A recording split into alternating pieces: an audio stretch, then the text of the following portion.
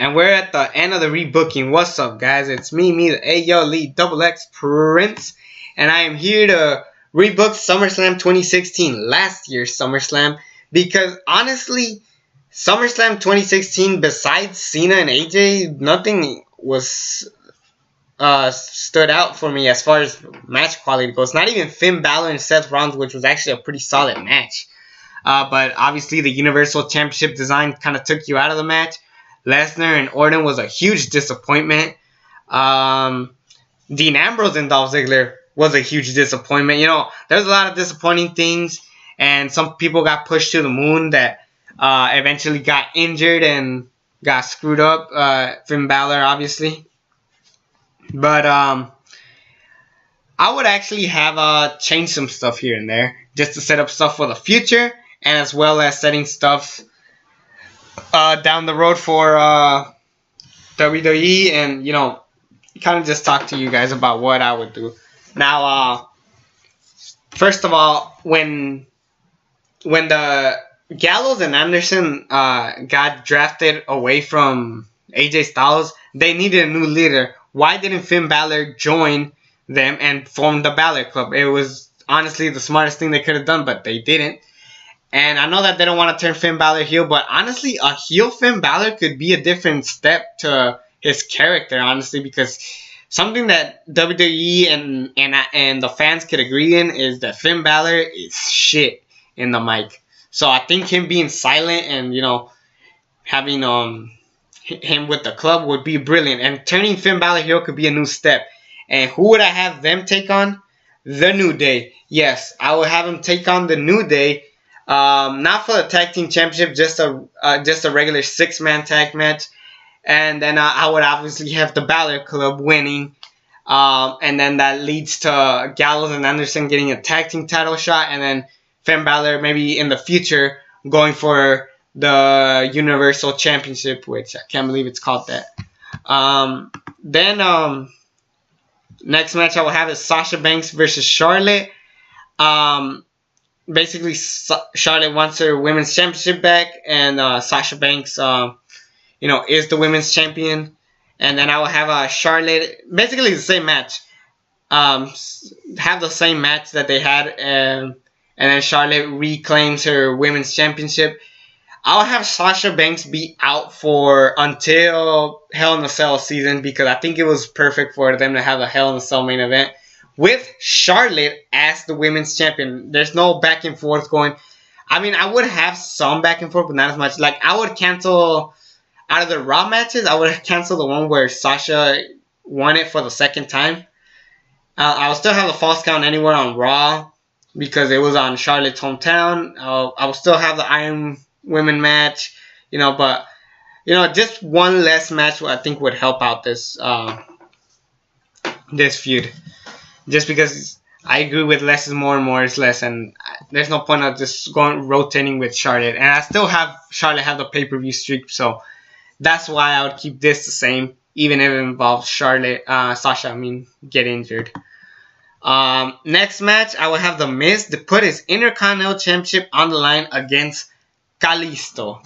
Why didn't I choose Apollo Crews? Because Apollo Crews, if these guys were set to give him like 6 to 5 minutes, Kalisto knows how to work that amount of time. He knows how to make a good match out of those minutes, and I think he could have a great match with The Miz.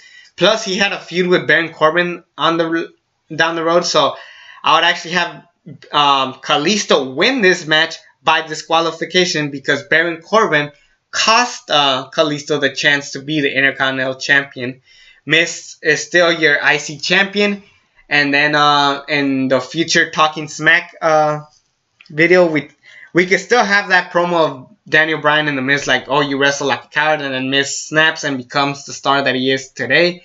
I think that would be a great story to tell, and I think it will make that moment even bigger than ever. So there's that. Then I'll have John Cena versus AJ Styles. Keep everything the exact same. The same feud, same match, same result. Move on. It was a great match of the year for WWE. And yeah, I would keep that the same. Next match, even though it's a similar match, I would change some stuff around. I would have Dean Ambrose versus Dolph Ziggler for the WWE Championship. If the only problem with this match was Dean Ambrose's lack of trying. Dean Ambrose was being a fucking petty ass motherfucker in this match. Like, he didn't want to try. Dolph Ziggler obviously had to try. Because this had a good story. I was actually more excited for this match than Finn Balor and Seth Rollins. And I think that was a problem. Because when I found out that we got the match that we got, I was really disappointed. So let's actually give this match a good amount of time, and let's actually have both these guys trying. I mean, not Dolph Ziggler can't carry Dean Ambrose all the way. Dean Ambrose also has to put in the effort, because Dean Ambrose could actually be a solid champion if he tries. If not, Dean Ambrose could just fuck off. But yeah, I think if we given the right story and right time, this would be a really good match. And then I'll have Dean Ambrose nearly cheat to win, just because it could tease a heel turn down the road.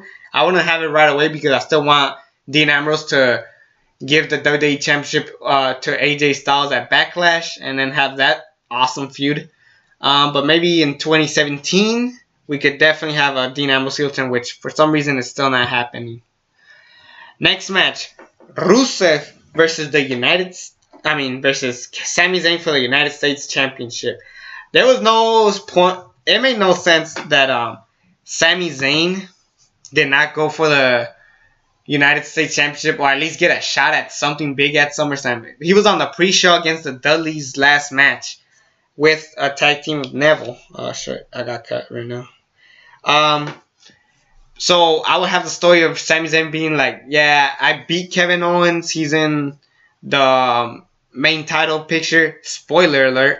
And you know what? Why I want to get a shot at a championship, and you know that's when Rusev comes in, and then we have the story of how like Rusev hates America, this and that, and then Sami Zayn's like, I came to America to be champion, and this and that. I think that could be a pretty solid story, and I would have Sami Zayn be the United States champion because Sami Zayn was not doing jack shit on Raw. If you give him the United States Championship, he could do something, and then we could culminate the feud at Clash of Champions, Rusev and Sami Zayn. Or actually, he could give the championship away to Chris Jericho, and then we could still have the Strowman-Zayn feud with or without the championship. Just make Sami Zayn relevant at on Raw. And then for the next matches for the Universal Championship, I would have the Fatal 4-Way Elimination match that we had originally. It was Seth Rollins, Kevin Owens, Roman Reigns, and Big Cass. I think that was a great match. If you give it to them at SummerSlam, it would make the match even bigger. And basically, the main feuds would be... now, I would still have the storyline of Jericho and Owens versus Enzo and Cass because I think that feud was pretty solid and it made Jericho and Owens a big team down the road. So I think if you keep that, then we're solid for the rest of the year. And then, so the main feud here is Seth Rollins and Roman Reigns because they're both mad about how they didn't get the WWE Championship. Jericho and Owens are feuding with Enzo and Cass, like I said. So Owens and Big Cass being in this match helps it out a lot. And this could actually make Big Cass a star because if WWE really plans on making Big Cass a big star, then this would be the perfect way to start, giving him at least a shot at the Universal Championship. And I would actually make these qualifying matches. Seth Rollins beats Sami Zayn, Kevin Owens beats Cesaro, Roman Reigns beats Y2J, Chris Jericho, and Big Cass beats Rusev. And I think we're pretty solid for the rest. And if you're wondering what I did with Cesaro, I'm sorry, but I actually put him on the pre-show against Sheamus in the Best of 7 series because that did lead to some greatness down the road. Even if that involves Cesaro dumbing down to the tag team division. Basically has the same story. Like I said, Big Cass is the first one eliminated by Kevin Owens because that feud was just ended right there, and then Enzo and Cass can move on to other things, maybe the tag team titles. And then I would have Triple H come out he costs Roman Reigns the championship shot. Rollins pins Roman Reigns. And then as soon as you think Triple H is going to help Rollins, Triple H pedigrees Seth Rollins. Well, he points at Kevin Owens like, you're my new guy. And then pedigree. And then Kevin Owens pins Seth Rollins. And he becomes a Universal Championship. And he has an eagle wing like Universal Championship. Now, I remember they teased that the Universal Championship was going to look like the eagle winged belt back in the day. So why didn't they bring that one? Instead, we got some weird WWE Championship wannabe replica, even though it was just all red. Plus, if the belt actually debuts like that, this match will be shitted on for the most part. And it sucks because these four men could actually pull off a phenomenal Fatal 4-Way match, especially at the big stage at SummerSlam. And what makes this match better is because we would not have to deal with commercial breaks. So, and then we make a star out of Kevin Owens. Triple H celebrates with Kevin Owens. Chris Jericho comes out and celebrates with too. And then, you know, we lead to other stuff down the road. Next match, and the main event, Brock Lesnar versus the Viper, Randy Orton. And to be perfectly honest, this should have been Randy Orton's last match. I hate saying it, but, you know, if he wants to join the Wyatts, fine, but I mean, I agreed. I actually said this when it was announced that this should have been Randy Orton's last match. I'm not saying this is going to be Randy Orton's last match. I would still have that Wyatt family storyline, which was awesome. So the only thing wrong with this match, I would actually make this match be 15 to 20 minutes. I think they could pull off a really good match. And then I will have the match end with... I would actually have the match end with a TKO with Randy Orton just kind of bleeding up, and then Brock Lesnar standing tall, F5 to Shane McMahon, because I think that was actually a really good way to end the show, with Brock Lesnar getting all the heel heat that he should have gotten. So I think that would be a great moment for Brock Orton, even though he's hurt.